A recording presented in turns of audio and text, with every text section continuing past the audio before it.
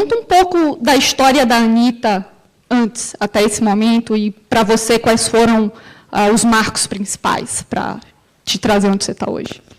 Então, eu nasci em Honório Gurgel, é no subúrbio do Rio, é quase na favela, mas 2 ruas antes da favela. Eu tive ensino público no Brasil, depois eu passei para uma escola de ensino público também, mas estadual, antes era prefeitura, e cursei administração, fiz um curso preparatório técnico de administração por 3 anos.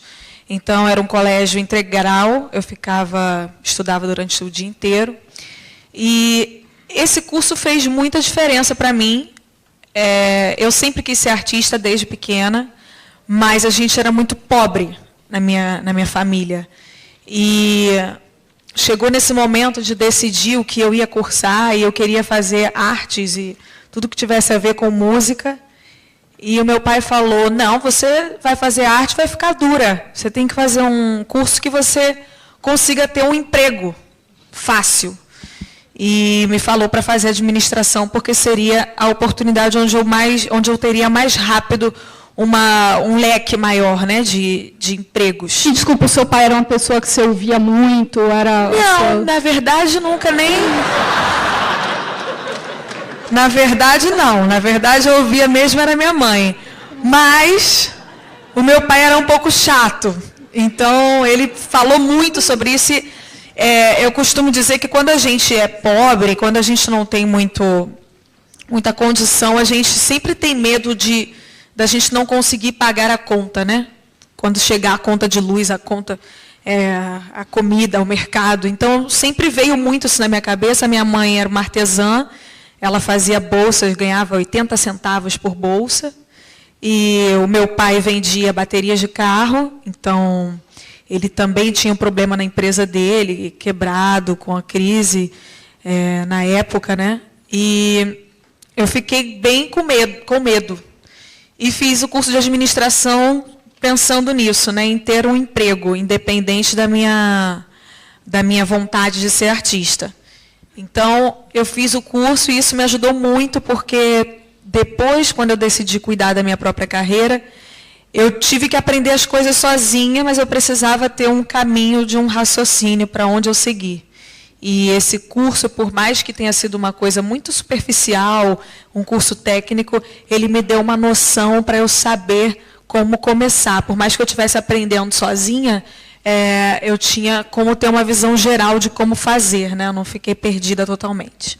Sim, e você sempre gostou de música, como você mesmo falou, cantava na igreja, no coral com seu pai, e sempre foi um hobby, sempre foi parte da sua vida.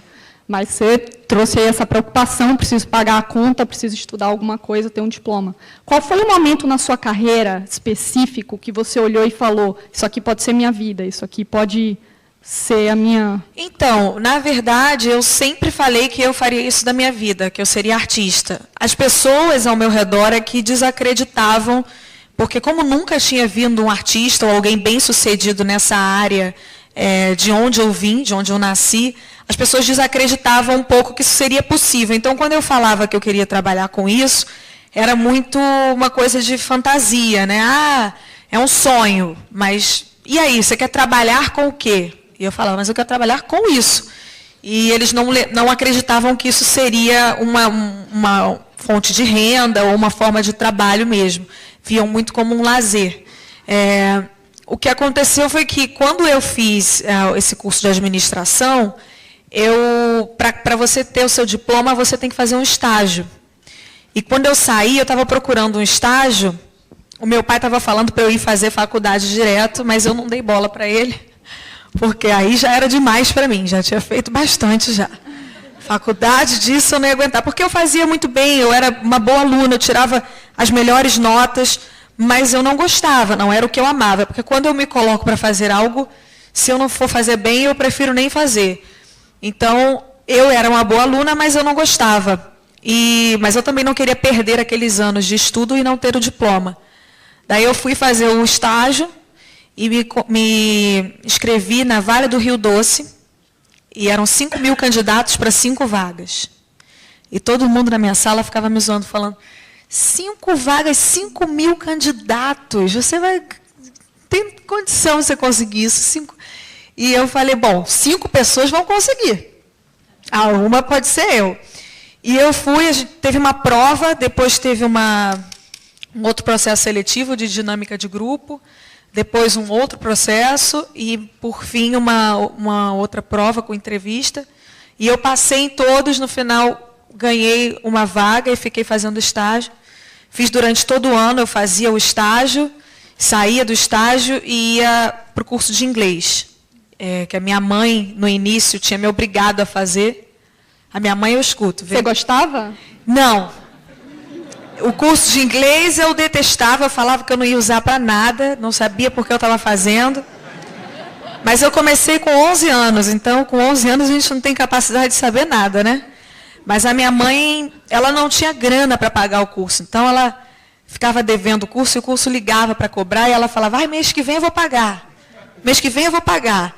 E foi falando isso, eu não sei como é que o curso aguentou, mas ela foi falando até eu ficar famosa e ter dinheiro para pagar. Tudo que ela foi falando. Aí vinham os livros mais caros que o curso. Ela falava, vou pagar o livro. Parcelava o livro em 50 vezes e ia pagando. E me obrigava aí, né? Eu brigava muito com ela. Hoje em dia, quando eu vou em todas as minhas reuniões, eu mando uma mensagem no final agradecendo, porque eu, na época, não fazia ideia do que eu estava fazendo e ela me obrigou. E eu falava, nossa, mãe, se não fosse você ter me obrigado, até eu aprender a conseguir fazer uma reunião em inglês, eu não ia ser tão cedo. E ela fica muito feliz.